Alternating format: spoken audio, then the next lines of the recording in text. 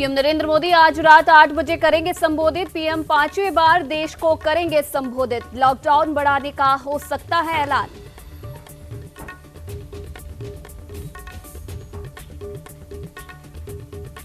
दिल्ली के मुख्यमंत्री अरविंद केजरीवाल ने जनता से मांगे सुझाव। लॉकडाउन में राहत को लेकर लिया जाएगा निर्णय। 15 मई तक पीएम मोदी को भेजनी है रिपोर्ट।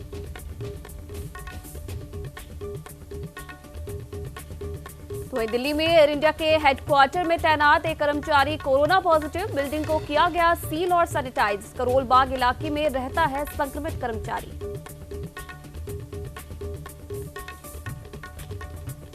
वहीं देश भर में मरीजों का आंकड़ा 70,000 के पार। अब तक कोरोना से 22,093 लोगों ने गंवाई जान। 22,000 से अधिक लोगों ने जीती कोरोना से जंग। महाराष्ट्र में 23,000 से अधिक कंफर्म केस।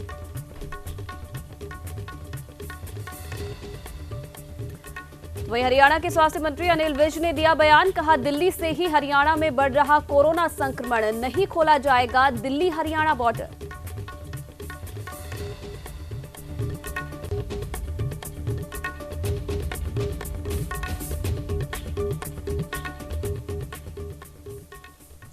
नमस्कार, न्यूज इंडिया में आप सभी का स्वागत है और आपके साथ मैं हूं आयुषी नेगी।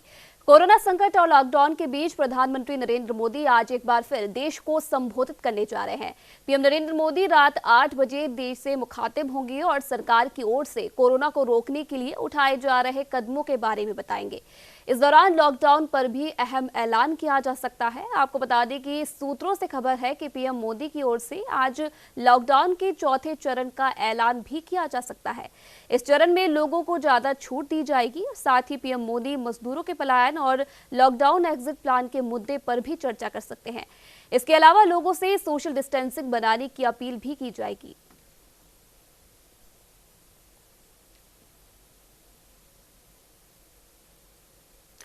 वहीं प्रदेश की सबसे पुरानी और नेके ग्रेड यूनिवर्सिटी इस कदर कंगाल और खस्ताहाल हो चुकी है कि उसमें 400 शिक्षकों, 1400 गैर शिक्षकों और 700 आउटसोर्स कर्मियों और 3000 पेंशनर्स को वेतन का टोटा हो गया है।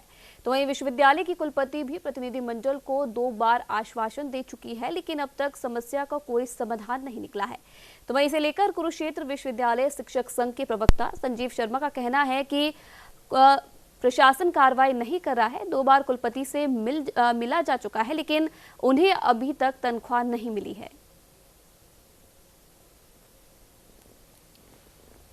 देखिए, जहाँ तक कोरोना डिजीज की बात है, हम मानते हैं कि इसकी वजह से कुछ देरी हो रही है, लेकिन जहाँ यूनिवर्सिटी की सैलरी की बात है और सरकार भी ये कह रही है कि सभी अपने जितने भी हमारे कर्मचारी हैं उनको समय पर सैलरी मिलेगी, लेकिन उस कड़ी में अभी तक कोई भी कार्रवाई कुरुक्षेत्र यूनिवर्सिटी में नहीं हो पाई है। और जिसके वजह से जितने भी हमारे साथी हैं, चाहे वो नॉन टीचिंग के हैं चाहे वो टीचिंग के हैं, वो परेशान हैं कि हमें सैलरी क्यों नहीं मिल रही। तो उसकी एवज में मैं 2 बार वाइस चांसलर से मिला।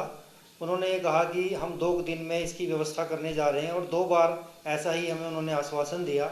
और हम ये मानते हैं कि कुलपति क्योंकि इस यूनिवर्सिटी के मुखिया हैं और मुखिया होने के नाते जो आश्वासन दे रहे हैं उनकी कहीं ना कहीं बात हुई होगी, तो वो 2 दिन के अंदर सैलरी आ जाएगी। और हम आज की उम्मीद करे बैठे थे कि आज हमारे अकाउंट में वो सैलरी क्रेडिट हो जाएगी, लेकिन अभी तक आज भी जो मुझे पता चला है, आज भी सैलरी की कोई व्यवस्था नहीं है। हजारों की तादाद में पैदल ही पलायन कर अपने घरों के लिए निकल रहे प्रवासी मजदूरों में से कई प्रवासियों के लिए उनका ये सफर आखिरी सफर साबित हो रहा है। पहले महाराष्ट्र में ट्रेन ने जहां कई मजदूरों को रौंद दिया था, उसके बाद आज हरियाणा के अंबाला में भी तेज रफ्तार गाड़ी ने प्रवासी मजदूरों को रौंद दिया। तेज रफ्तार वाहन की चपेट में आने से एक प्रवासी मजदूर ने मौके पर ही दम तोड़ दिया। तो वहीं एक प्रवासी मजदूर गंभीर रूप से घायल हो गया है, जिसे फिलहाल पीजीआई चंडीगढ़ रेफर कर दिया गया है। 2 पेशेंट आए थे, एक सीरियस था, उसको तो हमने पीजीआई रेफर कर दिया है, और एक पेशेंट है जो ब्रॉड डेड आया है, उसका नाम अशोक मंडल बताया जा रहा है। ये बिहार, जो हमें पता लगा है कि ये बिहार जा रहे थे और हुड्डा के पास इनका एक्सीडेंट हुआ है किसी अज्ञात वाहन से, और हमारे पास एक ब्रॉड डेड आया है और एक जो है सीरियस था, उसको पीजीआई रेफर कर दिया गया, और जिसकी डेथ हुई है उसको मोर्चरी शिफ्ट कर दिया गया है और पुलिस को इन्फॉर्म कर दिया गया। तो वही बैरीनाग के थल क्षेत्र में रामगंगा नदी में गुलदार बहने की सूचना ग्रामीणों ने पुलिस और वन विभाग को दी। इसके बाद मौके पर पहुंचे वन कर्मियों ने स्थानीय लोगों की मदद से मृत गुलदार का शव नदी से बाहर निकाला। तो वही मिली जानकारी के मुताबिक पानी में होने के कारण मृत गुलदार का शरीर पूरा फूला हुआ था, जिससे शव कई दिन पुराना होने के कारण की आशंका फिलहाल जताई जा रही है।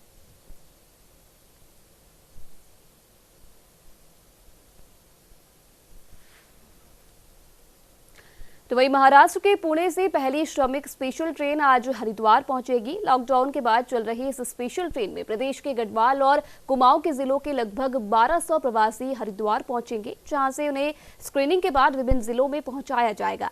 हरिद्वार रेलवे स्टेशन पर बाकायदा इसके लिए जिला प्रशासन, जीआरपी और रेलवे की ओर से सभी तैयारियों को पूरा कर लिया गया है। एडीएम हरिद्वार को मुख्य व्यवस्थापक अधिकारी बनाया गया है और साथ ही सोमवार को ही हरिद्वार रेलवे स्टेशन पर प्रवासियों के आने के सभी इंतजाम पूरे कर दिए गए।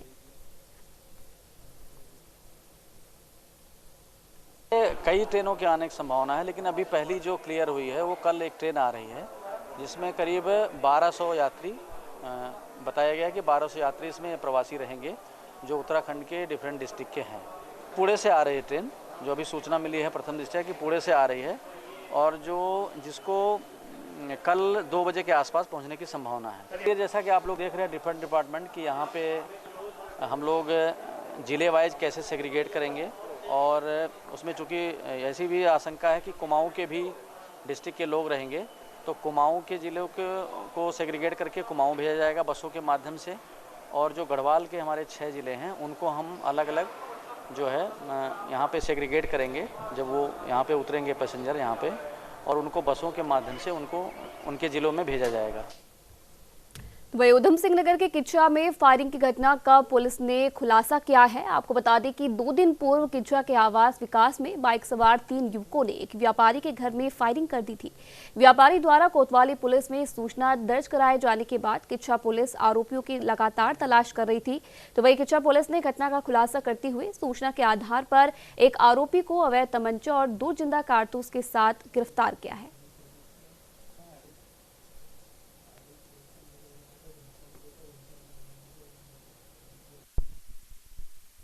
2 दिन पहले रात को लगभग 12 बजे आवास विकास में एक जगह अज्ञात व्यक्तियों के द्वारा फायरिंग कर दी गई थी, जिस क्रम में पुलिस द्वारा इसमें जानकारी सुराग रसी पता रसी की गई। तो उसमें जो है 2-3 व्यक्ति के नाम प्रकाश में है, जिसमें आज एक पकड़ लिया गया है और तमंचे के साथ पकड़ा गया है, उसको गिरफ्तार करके जेल भेजा गया। सर बाकी के लिए सुराग रसी पता रसी और धरपकड़ जारी है, जैसे ही पकड़े जाएंगे आपको सूचित किया जाएगा। तो वही उत्तराखंड के लक्सर में कोरोना संक्रमण के बीच अफवाहों का दौर भी जारी है। हरिद्वार के लक्सर नगर पालिका क्षेत्र स्थित एक नर्सिंग होम में तैनात एक रेडियोलॉजिस्ट को कोरोना पॉजिटिव होने की अफवाह तेजी से फैल गई, जबकि लक्सर प्रशासन ने इस अफवाह को सिरे से नकार दिया है और अफवाह फैलाने वालों के खिलाफ सख्त कार्रवाई करने की बात कही है। तुरंत सूचना मिलते ही रेडियोलॉजिस्ट अंकित अग्रवाल को रुड़की में ही क्वारंटीन कर दिया गया था और उसके परिजनों को होम क्वारंटीन। इस तरह से अफवाह फैलाना बिल्कुल गलत है। ये रुड़की में एक विनय विशाल हॉस्पिटल है, जिसमें से एक पैनक्रेटिस का पेशेंट था, वो डॉक्टर अंकित अग्रवाल है, वो वहाँ पे बैठते हैं लक्सर के डॉक्टर जिसपाल अग्रवाल के बेटे हैं। और उस पेशेंट को कोरोना पॉजिटिव आया, वो पहले से उसका एम्स में ट्रीटमेंट चल रहा था, तो उसके संदर्भ में ही उनको हमने फैसिलिटी क्वारंटीन के लिए CBRI उसमें गेस्ट हाउस में उनको क्वारंटाइन किया हुआ है। और उनके फादर को भी स्वतः ही वो भी चाह रहे थे कि हमको भी क्वारंटाइन कर दिया जाए, तो हमने उनकी फैमिली को भी होम क्वारंटाइन किया हुआ है। ये रूमर्स फैल रही कोरोना हो गया, ये हो गया, तो सब भ्रांतियाँ लोग फैला रहे हैं, ऐसा फैलाना नहीं चाहिए।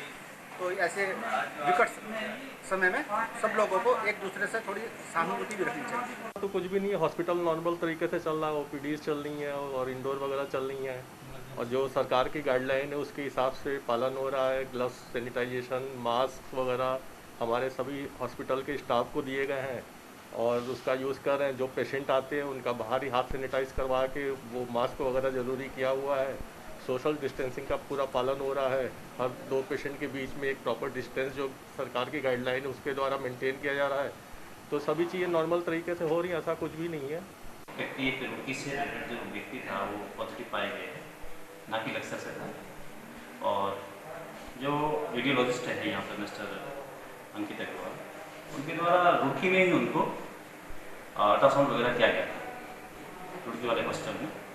तो इमीडिएटली मैसेज आने के बाद एक तो जो वीडियो रजिस्टर है जो अग्रवाल जी है उनको आइसोलेशन के लिए और क्वारंटाइन के लिए रुड़की भेजा गया है और उनके जो मेंबर्स हैं फैमिली मेम्बर उनको भी इमीडिएटली क्वारंटाइन कर दिया गया है घर में, जो सेकेंडरी कॉन्टैक्ट्स है, क्योंकि रेडियोलॉजिस्ट जो उनके थे वो प्राइमरी कॉन्टैक्ट थे तो उनको रुड़की भेजा गया है। कोरोना वायरस संक्रमण के बढ़ते खतरे और लॉकडाउन 3 के बीच स्कूली विद्यार्थियों की पढ़ाई अब बिना व्यवधान होगी। आकाशवाणी कॉटन सिटी सूरतगढ़ से आरबीएसई से संबंधित सरकारी और निजी स्कूलों में अध्ययनरत विद्यार्थियों के लिए शिक्षावाणी कार्यक्रम की शुरुआत की जा रही है। स्कूल शिक्षा विभाग राजस्थान का शिक्षावाणी कार्यक्रम 25 आकाशवाणी केंद्र और जिले के आकाशवाणी केंद्रों पर प्रसारित होगा। संक्रमण के इस दौर में शिक्षा विभाग राजस्थान सरकार द्वारा स्माइल प्रोजेक्ट तथा आज से शुरू किए गए शिक्षावाणी कार्यक्रम के द्वारा बच्चों की ऑनलाइन शिक्षण प्रक्रिया जारी रहे, इसके लिए विशेष प्रसारण शुरू किए गए हैं ताकि कक्षा 3 से 12 तक के जो विद्यार्थी हैं वो घर पे रह के अपनी पढ़ाई जारी रख सकें। उनको उपयोगी शिक्षण सामग्री इन कार्यक्रमों के द्वारा उपलब्ध करवाई जा रही है। स्माइल प्रोजेक्ट के साथ में जो आज शिक्षावाणी जो कार्यक्रम शुरू हुआ है, निश्चित रूप से ये इसका व्यापक प्रसार होगा। जहां बच्चों के पास में एंड्रॉयड मोबाइल नहीं है वहां पर वे रेडियो के माध्यम से इस कार्यक्रम को सुन पा रहे हैं, सुन पाएंगे और आज पहले दिन बहुत अच्छा इसका रिस्पांस मिला। अध्यापकों ने भी जो है इस कार्यक्रम की बहुत सराहना की है। आज से राज्य के विद्यार्थियों के लिए शिक्षावाणी कार्यक्रम का जो प्रसारण है वो शुरू हो चुका है और राज्य के सभी आकाशवाणी केंद्रों से और जो हमारे रिले केंद्र हैं सभी से ये एक साथ प्रसारित किया जा रहा है, जिसका समय प्रातः 11 बजे है। और मैं ये कहना चाहूँगा विद्यार्थियों को कि अधिक से अधिक जो विद्यार्थी है आकाशवाणी के माध्यम से अपनी पढ़ाई कर सकते हैं और जो एक निरंतरता उनकी जो छूटी है पढ़ाई की वो अब अपनी निरंतर पढ़ाई कर सकते हैं। और जहाँ रेडियो सुलभ नहीं है तो वो जो एंड्रॉयड ऐप है, आई ऐप है, एंड्रॉयड और आई के जो फ़ोन हैं उनके मोबाइल ऐप प्ले स्टोर से डाउनलोड करने, न्यूज़ ऑन AIR इसके माध्यम से भी हमारे आकाशवाणी केंद्रों को वो सुन सकते हैं और ये कार्यक्रम वो सुन सकते हैं। राज्य के शिक्षा विभाग और प्रसार भारती का ये एक अनूठा जो प्रयोग था, अनूठा जो एक सहयोग था, उसमें सफलता मिलती दिख रही है। तो वहीं आज सुबह देवली उपखंड के करीब 300 श्रमिक जो कि बिहार के रहने वाले हैं उन्हें अपने गांव बिहार के लिए रवाना किया गया है। इसमें 217 श्रमिक मजदूर देवली से हैं और 83 श्रमिक मजदूर दूनी तहसील के हैं। इनका रेजिडेंट पूरा करवा दिया गया है, मेडिकल भी करवाया गया है। इसके साथ आपको बता दें कि देवली और दूनी से श्रमिकों को लेकर रवाना ये बस होगी जिन्हें सवाई माधोपुर रेलवे स्टेशन पर पहुंचाया जाएगा, जहां से ये अपने गाँव बिहार के लिए रवाना हो सकेंगे।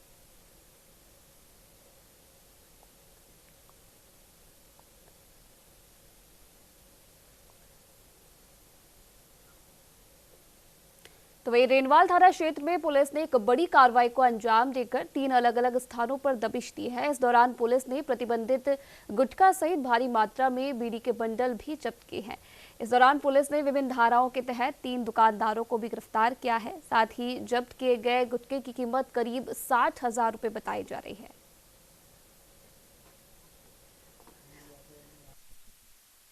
कई दिनों से ये शिकायत मिल रही थी और हमारे तहसीलदार श्री शंकर शर्मा की तरफ से विशेष तौर से अभियान चलाया जा रहा था कि तंबाकू का बिक्री सेवन कहीं भी नहीं होना चाहिए, इस पर अभियान चलाया जा रहा था। तो कुछ दिनों से शिकायत मिलती थी कि कस्बे में ऐसी कोई दुकान है या फिर ऐसी सेलिंग होती है।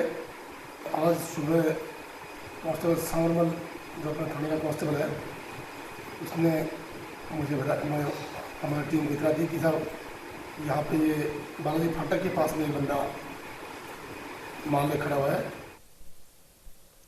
Federation of health science library association और doctor Robert Helling library SMS medical college Jaipur के संयुक्त तत्वाधान में 1 दिवसीय वेबिनार का आयोजन किया गया। इस वेबिनार का विषय visualisation libraries during lockdown and after कोविड-19 रहा है। इसके मुख्य वक्ता एसएमएस मेडिकल कॉलेज के senior professor doctor Sudhir Mehta ने बताया कि पुस्तकालय खोलते समय किस प्रकार की सावधानियां बरतनी चाहिए और भविष्य में कोविड-19 के बाद पुस्तकालय का एक नया स्वरूप उभर कर आएगा। इस अवसर पर प्रोफेसर करोरी सिंह ने कहा कि अब वक्त आ गया है कि प्रिंट मीडिया की जगह डिजिटल मीडिया लेने जा रहा है। प्रोफेसर एस शिवा चिदम्बरम ने बताया कि प्रिंट संसाधनों की जगह ऑनलाइन संसाधनों को किस प्रकार प्रयोग करना चाहिए और उन्हें ऑनलाइन संशोधन के प्रयोग करने पर जोर भी दिया गया। इस दौरान फसला के अध्यक्ष पीआर मीणा ने अध्यक्षीय उद्बोधन से वेबिनार की शुरुआत की। उन्होंने बताया कि 1400 प्रतिभागियों के साथ पुस्तकालय क्षेत्र की अब तक की सबसे बड़ी वेबिनार है। डॉक्टर राजीव मनहास, डॉक्टर हरकौर और राजीव वशिष्ठ ने प्रश्नोत्तरी सत्र का संचालन किया, तो वहीं डॉक्टर राजीव मनहास ने धन्यवाद भी ज्ञापित किया। इस दौरान मुख्य कोऑर्डिनेटर और निम्स विश्वविद्यालय में associate professor doctor Rajeev Vashishtha भी मौजूद रहे।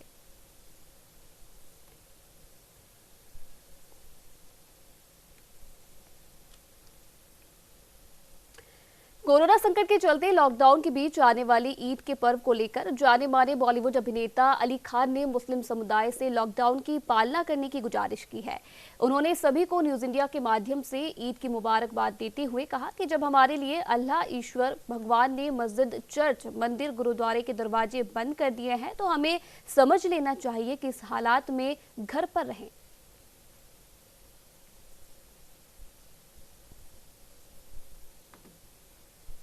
अस्सलाम वालेकुम दोस्तों, मैं अली खान फिल्म एक्टर मुंबई से न्यूज़ इंडिया के जरिए आप सबों को ईद की बहुत बहुत मुबारकबाद।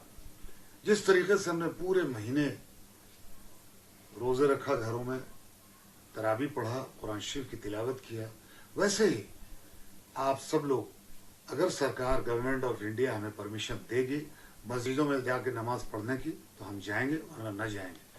और ऐसा ना हो कि ईद की वजह से आप बाजारों में जाएं, कपड़े खरीदें, जूते खरीदें, भीड़ भाड़ करें, ये हरगिज मत कीजिएगा। तो वहीं जालौर में एक तरफ जहां कोरोना महामारी को लेकर पुलिस प्रशासन कोरोना की रोकथाम में लगा है, तो वहीं बदमाशों के हौसले भी बुलंद होते जा रहे हैं। तो वहीं भीनवाल में अज्ञात हमलावरों ने कांग्रेसी नेता हेमाराम पुत्र केसाराम चौधरी की गोली मारकर हत्या कर दी। तो वहीं घटना की सूचना पर भीनमाल, करडा, झाब और बगोड़ा थानाधिकारी सहित बड़ी तादाद में पुलिस जाब्ता घटनास्थल पर पहुंचा, जहां घटनास्थल का निरीक्षण किया गया। साथ ही पुलिस ने शव को पोस्टमार्टम कर परिजनों को सौंप दिया है। फिलहाल पुलिस पूरे मामले की जांच में जुटी है। गत रात्रि को करीब 11 बजे हेमाराम चौधरी के घर पे कोई आके फायर किया और उसको जो हेमाराम बाहर सो रहा था उसमें से उस पर फायर किया और 3 राउंड है ना उसके सीने में उतार दिया। मृतक मौके पे ही मर गया। फिर हमलावर भाग गए। पुलिस सुराग रस्सी कर रही है। मामले का शीघ्र खुलासा किया जाएगा। तो वहीं राजस्थान के मुख्यमंत्री अशोक गहलोत ने वीडियो कॉन्फ्रेंसिंग के माध्यम से सभी मंत्रियों, सांसदों और विधायकों से कोरोना की स्थिति और आगामी रणनीति पर चर्चा की। इस दौरान कोटपुतली विधायक और राज्य मंत्री राजेंद्र सिंह यादव ने मुख्यमंत्री की वीसी में भाग लेकर कोटपुतली क्षेत्र की कोरोना स्थिति का फीडबैक दिया। उन्होंने मुख्यमंत्री को बताया कि कोटपुतली में स्थिति फिलहाल नियंत्रण में है। क्षेत्र में कोरोना के अभी तक सिर्फ 2 पॉजिटिव केस सामने आए हैं, जिनमें से एक मरीज ठीक होकर वापस अपने घर पर लौट चुका है। उधर सरकार और प्रशासन की ओर से हालात पर काबू रखने के हर संभव प्रयास भी किए जा रहे हैं। क्षेत्र में कम्युनिटी संक्रमण का भी कोई खतरा नहीं है।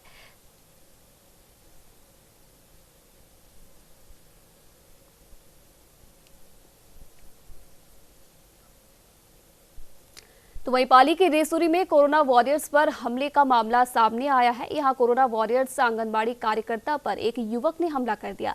आंगनबाड़ी कर्मचारी ने युवक को 14 दिनों तक होम आइसोलेशन में रहने को कहा था। इसके बाद युवक भड़क उठा और अपने दोस्तों के साथ उसने कोरोना वॉरियर्स के घर पर पहुंचा। दरअसल युवक मुंबई से लौटा था, इसलिए उसे 14 दिन होम क्वारंटीन का नोटिस दिया गया था।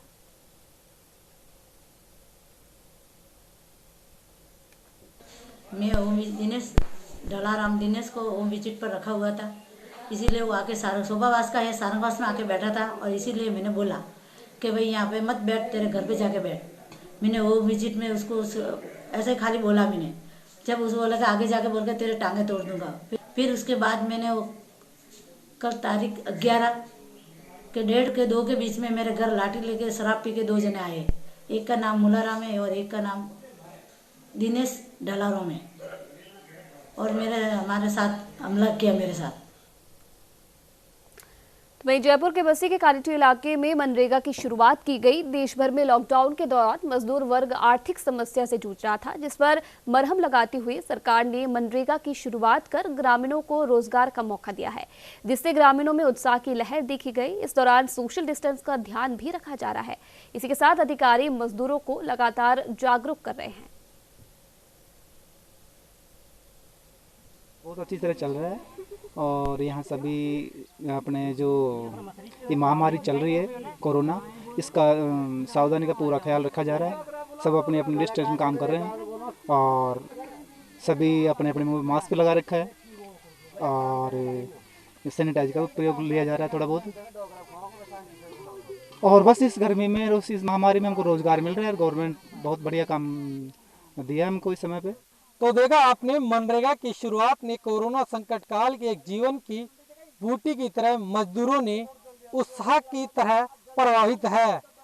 देशव्यापी लॉकडाउन के चलते मजदूर वर्ग आर्थिक तंगी का शिकार हुआ है। जिस तरह सरकार ने नरेगा की शुरुआत कर उन्हें जीवन दान दिया है, वही मानदेय की वृद्धि इसका एक प्रमुख ऐसा माना जा रहा है। आशा है कि प्रदेश सरकार इसी तरह मजदूर हित में और नई योजना शामिल कर उन्हें लाभान्वित करे। कैमरामैन विष्णु के साथ महेश शर्मा, न्यूज इंडिया, बस्ती। तो फिलहाल इस बुलेटिन में इतना ही। तमाम खबरों के लिए आप देखते रहिए न्यूज इंडिया।